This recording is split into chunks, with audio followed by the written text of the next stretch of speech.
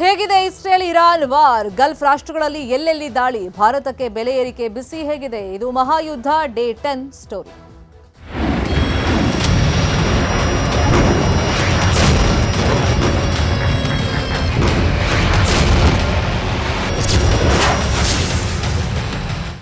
Iran Israel ನಡುವೆ 10ನೇ ದಿವಸ ಯುದ್ಧ ಮುಂದುವರೆದಿದೆ. ಇರಾನ್ನ ತೈಲ ಘಟಕಗಳನ್ನು ಗುರಿಯಾಗಿಸಿಕೊಂಡು ದಾಳಿಯನ್ನ ಮಾಡಲಾಗ್ತಾ ಇದೆ.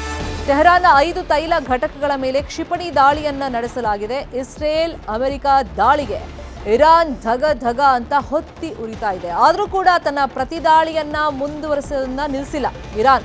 ಅದನ್ನ ಕಂಟಿನ್ಯೂಸ್ ಆಗಿ ಮಾಡ್ತಾ ಇದೆ. ಪ್ರತಿದಾಳಿ ಮುಂದುವರಿಸಿದೆ. ಬಹರೇನ್ನ ಜನವಸತಿ ಪ್ರದೇಶದ ಮೇಲೆ ದಾಳಿಯಾಗಿದೆ.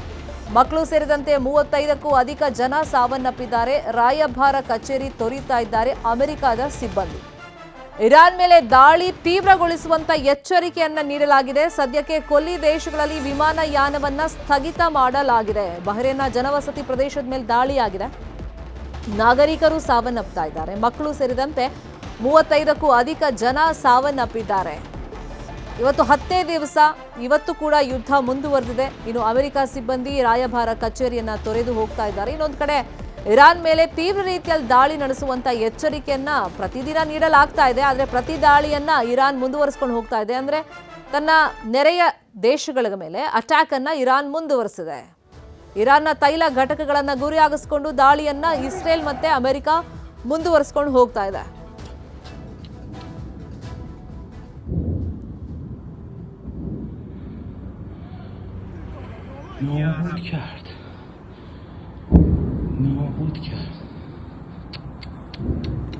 ಇನ್ನು ಇರಾನ್ ಮೇಲೆ ಇಸ್ರೇಲ್ ಮತ್ತೆ ಅಮೆರಿಕ ಜಂಟಿ ದಾಳಿಯನ್ನ ಮಾಡಿದೆ. ಮುಂದುವರಿಸಿಕೊಂಡು ಹೋಗ್ತಾ ಇದೆ. ಇವತ್ತು 10ನೇ ದಿವಸ ಮಿನಾಬ್ ನಗರದ ಶಾಲೆ ಮೇಲೆ ಕ್ಷಿಪಣಿ ದಾಳಿಯನ್ನ ಮಾಡಲಾಗಿದೆ.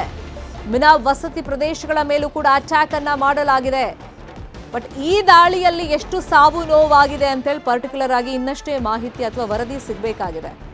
ಶಾಲೆ ಮೇಲೆ ಅಟ್ಯಾಕ್ ಅನ್ನ ಮಾಡಲಾಗಿದೆ. ಮಿನಾಬ್ ವಸತಿ ಪ್ರದೇಶದ ಮೇಲೆ ಅಟ್ಯಾಕ್ ಮಾಡಿರೋದು.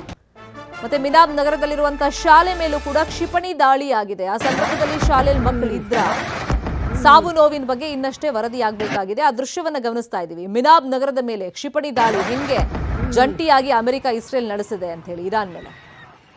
ಈ ದಾಳಿಯಲ್ಲಿ ಎಷ್ಟು ಸಾವು ನೋವಾಗಿದೆ ಅಂತ ಇನ್ನಷ್ಟೇ ಮಾಹಿತಿ ಬರಬೇಕು. ಒಂದ್ ಕಡೆ ಜನವಸತಿ ಪ್ರದೇಶ, ಮತ್ತೊಂದು ಕಡೆ ಶಾಲೆ ಮೇಲೂ ಕೂಡ ದಾಳಿ ಮಾಡಲಾಗಿದೆ. ಕ್ಷಿಪಣಿ ದಾಳಿ ಆಗಿದೆ.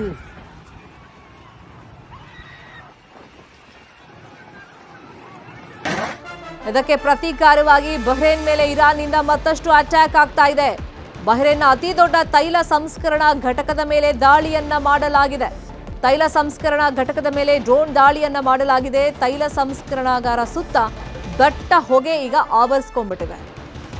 ತೈಲ ಸಂಸ್ಕರಣಾ ಘಟಕವನ್ನ ಟಾರ್ಗೆಟ್ ಮಾಡಿ ಡ್ರೋನ್ ದಾಳಿಯನ್ನ ಮಾಡಲಾಗಿದೆ. ಬಹ್ರೇನ್ನಲ್ಲಿ ಅತಿ ದೊಡ್ಡ ತೈಲ ಸಂಸ್ಕರಣಾ ಘಟಕ ಅದು. ಅದ್ರ ಮೇಲೆನೆ ದಾಳಿಯನ್ನ ಇರಾನ್ ಮಾಡಿದೆ. ಪ್ರತಿ ದಾಳಿಯನ್ನ ಮುಂದುವರಿಸಿಕೊಂಡು ಹೋಗ್ತಾ ಇದೆ ಇರಾನ್. ಈಗ ಮಧ್ಯಪ್ರಾಚ್ಯ ದೇಶವನ್ನ ಇದು ಹೊತ್ತಿ ಉರಿಯುವಂತೆ ಮಾಡಿಬಿಟ್ಟಿದೆ. ಬಹ್ರೇನ್ ಮೇಲೆ ಇರಾನ್ನಿಂದ ಅಟ್ಯಾಕ್ ಮುಂದುವರೆದಿದೆ. ತೈಲ ಸಂಸ್ಕರಣಾ ಘಟಕದ ಮೇಲೆ ದಾಳಿ ಮಾಡ್ತಾ ಇದ್ದಂಗೆ ದಟ್ಟ ಹೊಗೆ ಸುತ್ತ ಆವರಿಸಿಕೊಂಡಿರೋದನ್ನ ಗಮನಿಸ್ತಾ ಇದ್ದೀವಿ.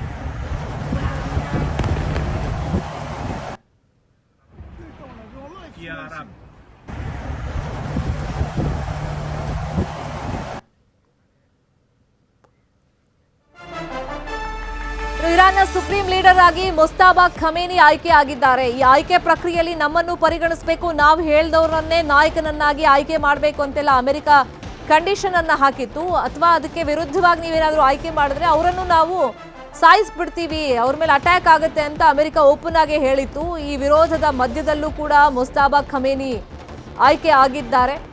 ಮತ್ತೆ ಅಮೆರಿಕ ಈ ಎಚ್ಚರಿಕೆ ಮಧ್ಯದಲ್ಲಿ ಬೇರೆ ವ್ಯಕ್ತಿಗಳು ನಾಯಕನಾಗೋದಕ್ಕೂ ಕೂಡ ಇರಾನ್ನಲ್ಲಿ ಹಿಂದೇಟು ಹಾಕ್ತಿದ್ರು ಅಂತಾನೂ ಮಾಹಿತಿ ಇದೆ. ಇನ್ನು ಮುಸ್ತಾಬಾ ಖಮೇನಿ ಆಯ್ಕೆಗೆ ಅಧ್ಯಕ್ಷ ಟ್ರಂಪ್ ಕೆಂಡಾಮಂಡಲರಾಗಿದ್ದಾರೆ. ಹೊಸ ನಾಯಕನ ನೇಮಕದಿಂದ ನಾನು ಸಂತೋಷಗೊಂಡಿಲ್ಲ. ಇರಾನ್ಗೆ ಮತ್ತೊಮ್ಮೆ ಎಚ್ಚರಿಕೆಯನ್ನ ಕೊಟ್ಟಿದ್ದಾರೆ ಅಮೆರಿಕ ಅಧ್ಯಕ್ಷ ಟ್ರಂಪ್.